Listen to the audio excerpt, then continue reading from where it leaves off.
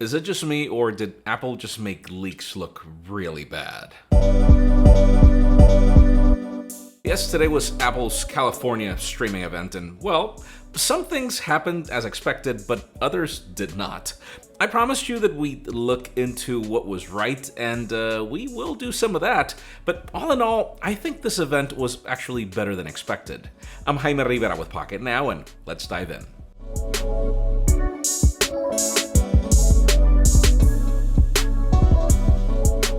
Let's start off with the obvious. Remember those AirPods 3?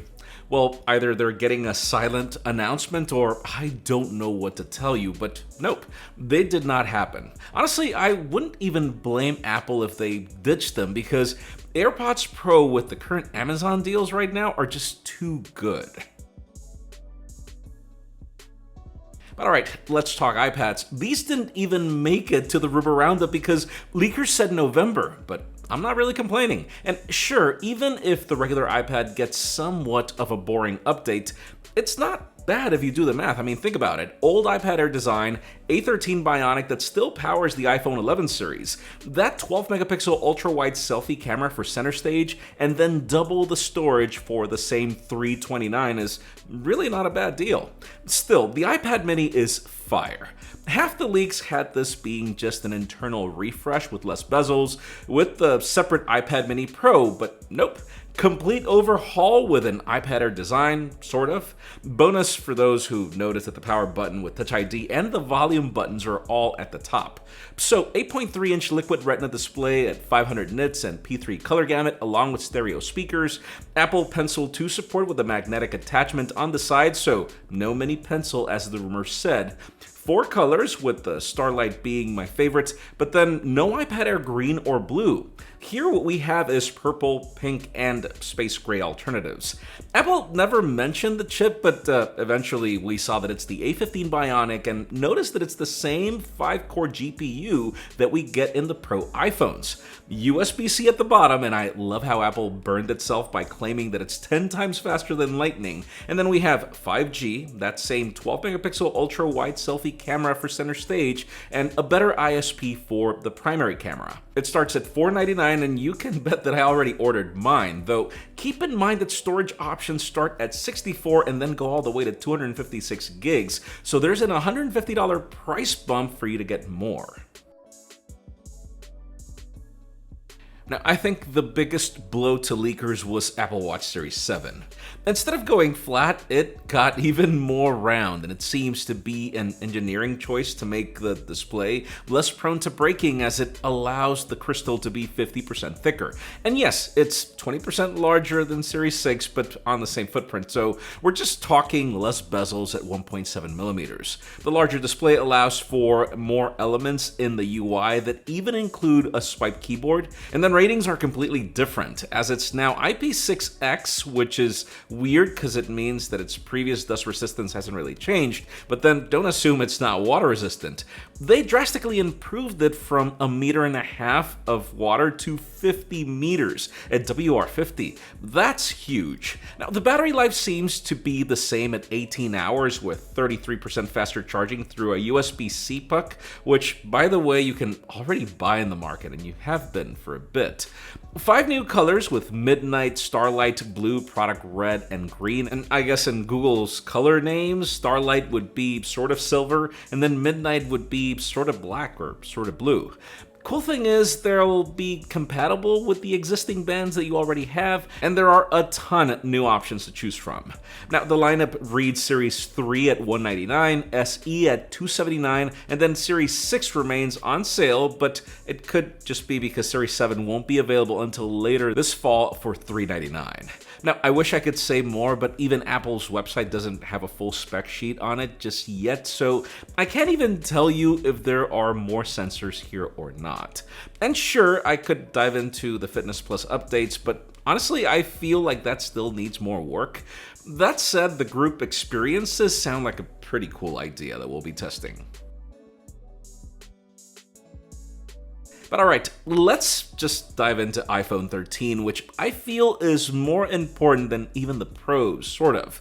Same flat design, IP68 resistance with the same ceramic shield at the front, and then speaking of that, we get a 20% smaller notch as rumored, but we do hear some reports that it's marginally taller.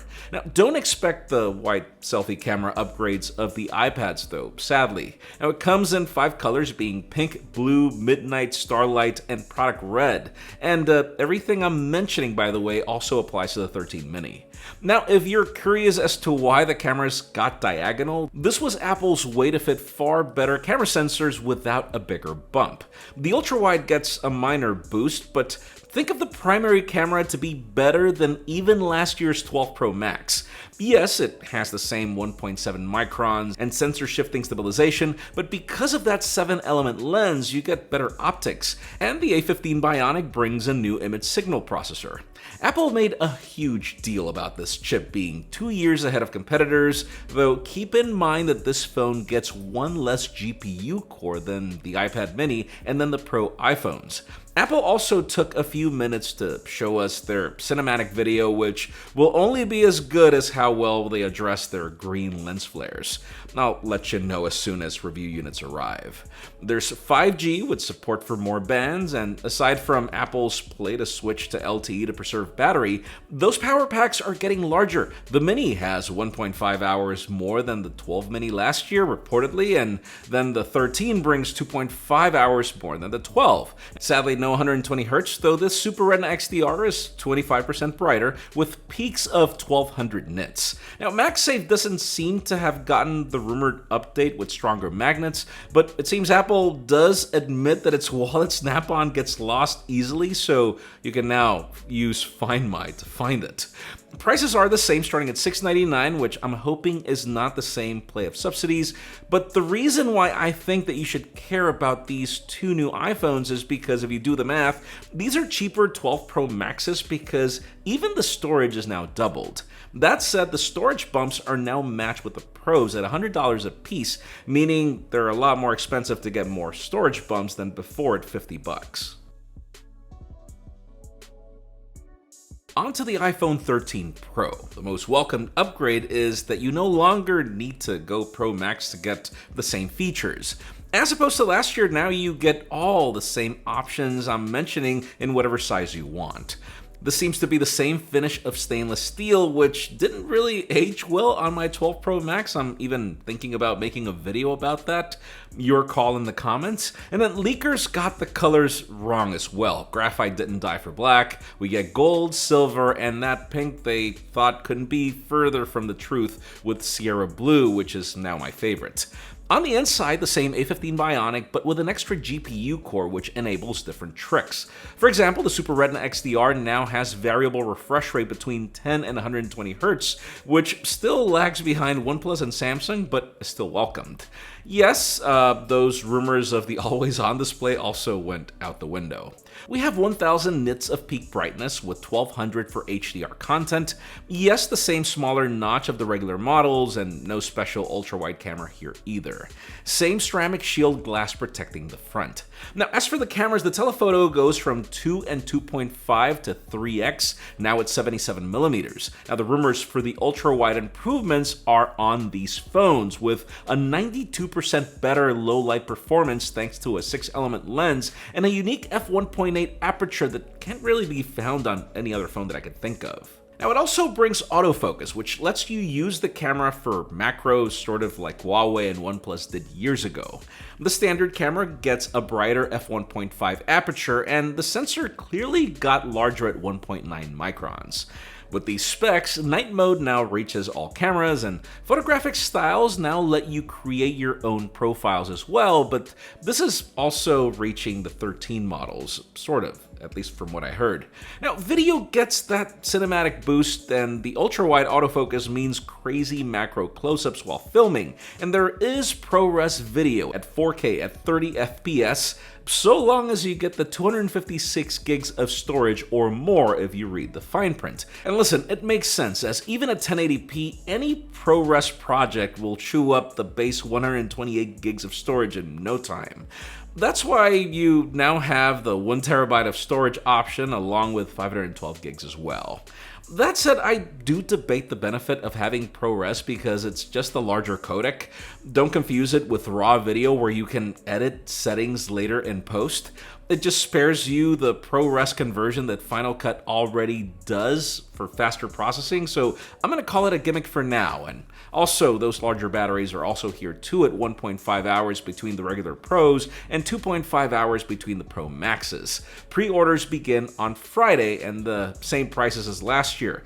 All devices available on September 24th. To conclude, I think the major products here are that iPad mini, the regular iPhones, and even the 13 Pro, which now gets Pro Max treatment. Anyone that's not a fan of larger iPads or iPhones now gets the option to choose what best suits their needs. I'm skipping the regular iPad because it's not like that's really a major change, and yes, I already ordered the mini. And we'll definitely be standing by for the iPhones on Friday for pre-order. Thing is, I think today was a very interesting statement towards leaks. The Apple Watch spills were mostly all wrong, at least when it comes to design. No AirPods, wrong times for iPads, and then the iPhones were mostly right, but a lot of stuff was missed. And listen, this is not new. Same thing happened with the iPhone 5, where the final design did not match the wedged iPhone leaks at all. Leaks are a nice way to keep people engaged with the future of a product, but this is proof that the information that sources provide to leakers can't always be trusted.